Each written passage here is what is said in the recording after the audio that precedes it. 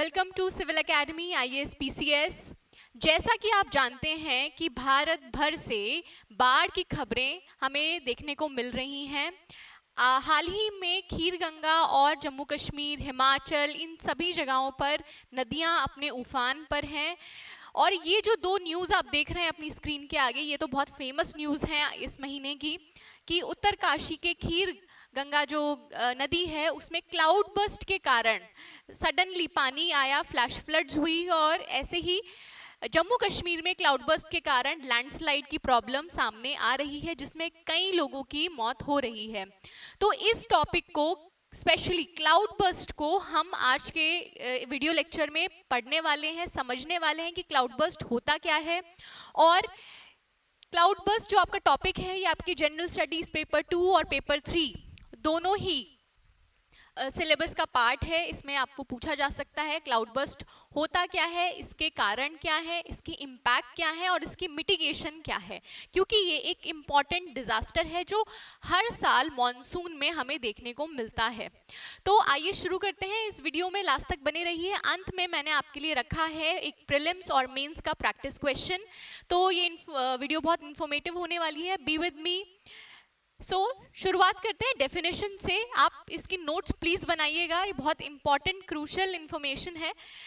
देखिए, cloud burst होता क्या है। क्लाउड बस्ट की डेफिनेशन साफ है। ये एक सडन, लोकलाइज्ड और एक्सट्रीमली हैवी डाउनपोर है रेन का, यानी कि ये एक सडन इवेंट है और लोकलाइज्ड है और इसमें अचानक से एक नियमित, एक निर्धारित क्षेत्र में बहुत तेज वर्षा देखने को मिलती है इस डिजास्टर में।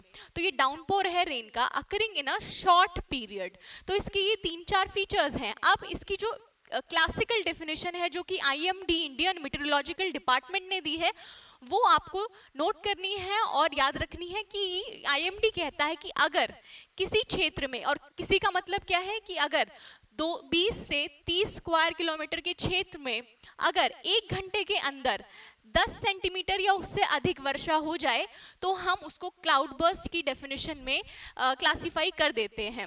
तो it is defined by IMD as rainfall of 10 centimetre और more in 1 hour over an area of approximately 20 to 30 square kilometres. Cloud burst की एक और विशेषता है कि ये हमें पर्वतीय क्षेत्रों में, माउंटेनियस रीजन्स में हमें ये देखने को मिलते हैं। अगर मैं भारत की बात करूं तो भारत में मॉनसून सीजन में स्पेशली क्लाउड बस्ट देखने को मिलता है ओरोग्राफी की वजह से। कहाँ कहाँ? हिमालयाज में, नॉर्थ ईस्टर्न स्टेट्स में और वेस्टर्न घाट्स में। ये 3 क्षेत्र हैं जहाँ पे भारत में क्लाउड बस्ट की जो न्यूज़ है, प्रॉब्लम है, हमें हर साल मॉनसून के महीने में सामने आती है। आगे चलते हैं, देखते हैं कि इसकी कैरेक्टरिस्टिक्स क्या हुए। तो हमने जो डेफिनेशन पढ़ी उससे हम ये 4 कैरेक्टरिस्टिक्स इसके हम आइडेंटिफाई कर सकते हैं। पहला है सडननेस। ये इतना सडन इवेंट है कि आप इसको प्रिडिक्ट ही नहीं कर सकते। जो क्लाउड फॉर्मेशन होती है क्लाउड बस्ट में, वो बहुत सडन फिनोमेना है। तो first is suddenness. Cloud burst occur very abruptly and unexpectedly. Second है इंटेंस रेनफॉल। ये इसका चीफ फीचर है। बहुत तेज बारिश होना कम समय में, ये इसका एक प्रोमिनेंट फीचर है। Extremely high volume of rainfall falling quickly. तीसरा है लोकलाइज्ड एरिया। ये एक छोटे एरिया में होता है, लगभग 20 से 30 किलोमीटर स्क्वायर वर्ग के एरिया में। चौथा है थंडरस्टॉर्म। जब क्लाउड बस्ट आता है तो थंडरस्टॉर्म, लाइटनिंग जैसे चीज़ें भी हमें देखने को मिलती है सामने। एक और जो इम्पॉर्टेंट फीचर है, अगर आपसे प्रीलिम्स में पूछा जाए कि क्लाउड बस्ट कौन से क्लाउड्स करते हैं, तो आंसर होगा आपका क्यूमुलोनिम्बस क्लाउड्स। क्यूमुलोनिम्बस क्लाउड्स हैं जो क्लाउड बस्ट के लिए रिस्पॉन्सिबल हैं। क्यूमुलोनिम्बस क्लाउड्स की विशेषता है कि वो वर्टिकल क्लाउड्स होते हैं। इस तरह के वर्टिकल क्लाउड्स होते हैं काले, और इनमें थंडरस्टॉर्म की भी विशेषता पाई जाती है कि लाइटनिंग, थंडरस्टॉर्म भी यही क्लाउड्स करते हैं। पर यहाँ एक वर्ड है ऑफन। ऑफन का मतलब है कि ज़रूरी नहीं है कि हर क्लाउड बर्स्ट में थंडरस्टॉर्म आए ही आए। तो बट मोर और less they are accompanied by a thunderstorm. आगे चल के देखते हैं कि अब इनके कॉजेज क्या हैं। कॉजेज में तीन मेजर कॉजेज हैं जो कि आपस में इंटरलिंक्ड हैं, ये तीनों ही कॉजेज आपस में इंटरलिंक्ड हैं। पहला है ओरोग्राफिक लिफ्टिंग। तो ओरोग्राफिक लिफ्टिंग का मतलब है कि अगर किसी क्षेत्र में, किसी भूगोलीय क्षेत्र में पर्वतीय अगर ज्योग्राफी मिलती है, माउंटेनियस ज्योग्राफी मिलती है, तो वहाँ हमें माउंटेनियस इफेक्ट के कारण क्लाउड बर्स्ट की फिनोमेना देखने को मिलता है। अब इसको हम डायग्राम में, अगले डायग्राम में इसको डिटेल से पढ़ेंगे। दूसरा है एटमॉस्फेरिक इंस्टेबिलिटी। इसमें हाई प्रेशर और लो प्रेशर जो सिस्टम होता है वो काम करता है। अगर लो प्रेशर सिस्टम किसी क्षेत्र में बहुत बन गया है तो वो एटमॉस्फेरिक इंस्टेबिलिटी लाता है, जिसकी वजह से क्लाउड बर्स्ट होता है। तो दूसरा है लो प्रेशर सिस्टम। अगर लो प्रेशर सिस्टम कहीं एरिया में बना है तो वो निश्चित रूप से क्लाउड बर्स्ट की सिचुएशन क्रिएट करेगा पर्वतीय क्षेत्र में। तीसरा है कन्वेक्टिव एक्टिविटी। कन्वेक्टिव एक्टिविटी होता है कि डिस्टेंस यानी एल्टीट्यूड के साथ साथ टेम्परेचर का ठंडा हो जाना, इसको कन्वेक्शन कहते हैं फिजिक्स में। तो कन्वेक्टिव एक्टिविटी में अपवर्ड मूवमेंट हो रहा है वार्म और मॉइस्ट एयर का। तो लो प्रेशर सिस्टम में वार्म और मॉइस्ट एयर बनती है, जो कि जिसमें पानी और मॉइस्चर बहुत ज़्यादा होगा। वो जब धीरे धीरे ऊपर जाएगा, जैसे इसको आप ऐसे समझिए, भाप जब धीरे धीरे ऊपर जाके ठंडी होगी तो वो क्रिस्टल्स में बदलेगी, बारिश की क्रिस्टल्स में बदलेगी और फिर मूसलाधार बारिश होगी। तो कन्वेक्टिव एक्टिविटी इसका तीसरा कारण है, पर ये तीनों ही आपस में इंटर रिलेटेड हैं। अब हम इसको तीनों फैक्टर्स को डायग्राम के रूप में समझते हैं। देखिए, ये जो डायग्राम है ये आपके लिए बहुत इंपॉर्टेंट है, अपने आंसर में इसको ज़रूर यूज़ कीजिएगा। बहुत इजीली बताया हुआ है कि क्लाउड बर्स्ट का फिनोमेना होता कैसे है। तो शुरुआत होती है यहाँ से। यहाँ बना है आपका मॉइस्ट एयर का low pressure, this is low pressure. इसमें गर्म और नमी वाली हवाएं हैं। अब ये क्या हो रहा है, ये धीरे धीरे कन्वेक्टिव एक्टिविटी के थ्रू ये ऊपर जा रही हैं और ठंडी हो रही हैं। अब इस ठंडी होने की वजह से क्लाउड्स बन रहे हैं यहाँ पर, और ये क्लाउड्स, दूसरा कारण जो हमने पहला फैक्टर पढ़ा था माउंटेनियस टोपोग्राफी का, वो भी अब माउंटेन्स पे ही क्यों हो रहा है, क्योंकि माउंटेन्स में ऊपर के जो ये क्षेत्र होते हैं यहाँ होता है हाई प्रेशर। कि यहाँ की जो हवा होती है वो ठंडी होती है, नीचे की जो हवा होती है वो गर्म होती है। तो जब नीचे की गर्म हवा ऊपर की ठंडी हवा से मिलती है तो बनते हैं हमारे क्लाउड्स। और ये क्लाउड्स फिर क्योंकि बहुत सडनली बन रहे हैं तो ये एकदम से क्यूमुलोनिम्बस क्लाउड्स ये वर्षा करते हैं, और जो दूसरा स्लोप होता है वहाँ आती है आपकी फ्लैश फ्लड्स। तो ये है फिनोमेना क्लाउड बर्स्ट का, आप ये डायग्राम के थ्रू समझ सकते हैं। अब देखिए, जब क्लाउड बर्स्ट आता है तो नदियां उफान क्यों लेती हैं, क्योंकि जो क्लाउड बर्स्ट आया है उसके कारण से उस क्षेत्र में बारिश हो गई, और क्योंकि टोपोग्राफी ऐसी होती है पहाड़ की कि वहाँ से जो छोटी छोटी स्ट्रीम्स निकलती हैं उनमें पानी भर जाता है, और वो जो छोटी स्ट्रीम्स हैं वो अंत में जाके बड़ी नदियों से मिलती हैं। ये नेचुरल फिनोमेना है। तो इस वजह से फ्लैश फ्लड्स यानी कि एक साथ नदी में बाढ़ आती है। तो आगे देखते हैं इसके कॉन्सिक्वेंसेस क्या क्या हैं। तो पहला कॉन्सिक्वेंस फ्लैश फ्लड्स हैं, नदियों में उफान आना। तो इसमें जैसे कि खीरगंगा में हुआ, फ्लैश फ्लड्स आई क्लाउड बर्स्ट के कारण। तो इसमें ओवरवेलमिंग जो ड्रेनेज है हमारा वो बहुत ज़्यादा भर जाता है, और इससे रैपिड फ्लडिंग आ जाती है। आसपास के जो जितने क्षेत्र हैं वो बाढ़ की चपेट में आ जाते हैं।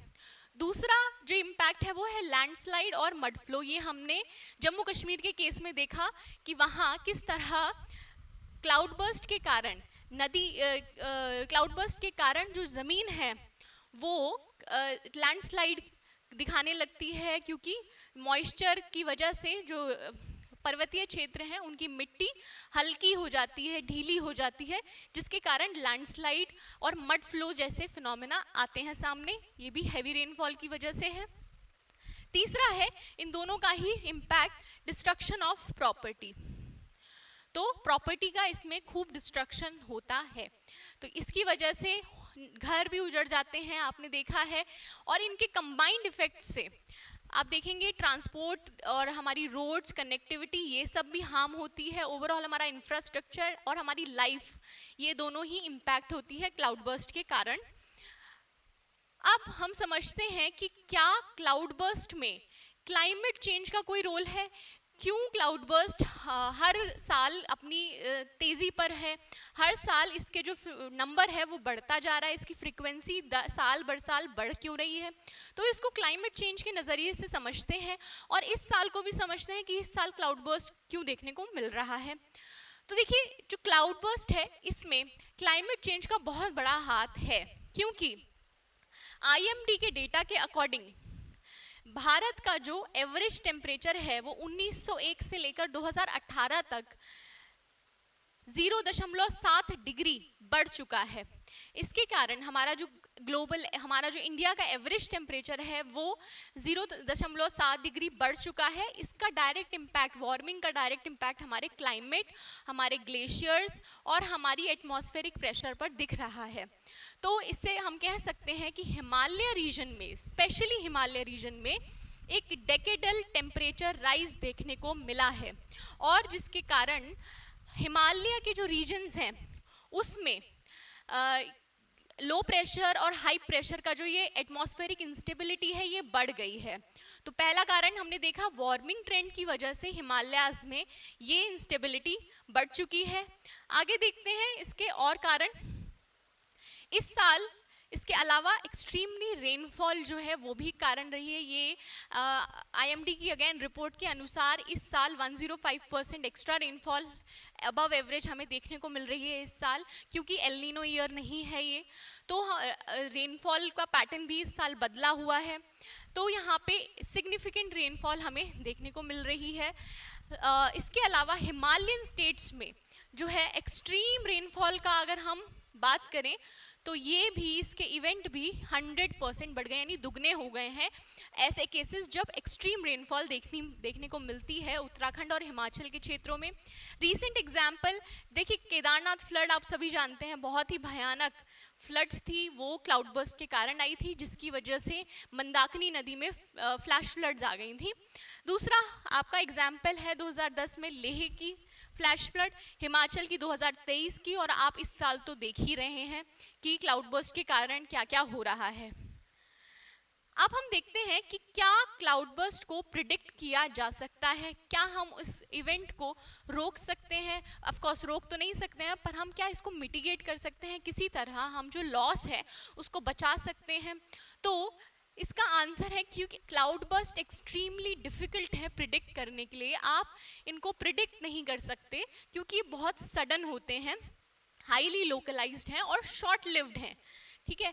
तो आप इसको प्रिडिक्ट नहीं कर सकते, पर जो इसकी फॉरकास्टिंग है वो नई जो टेक्नोलॉजीज आ रही हैं जैसे कि डॉपलर वेदर रेडार्स, इनके द्वारा आप इसको लोकली आप इसको प्रिडिक्ट कर सकते हैं अगर आपके पास ये टेक्नोलॉजी है तो। अब इसमें high resolution numerical weather prediction ये एक सिस्टम है, ये भी यूज़ किया जाता है।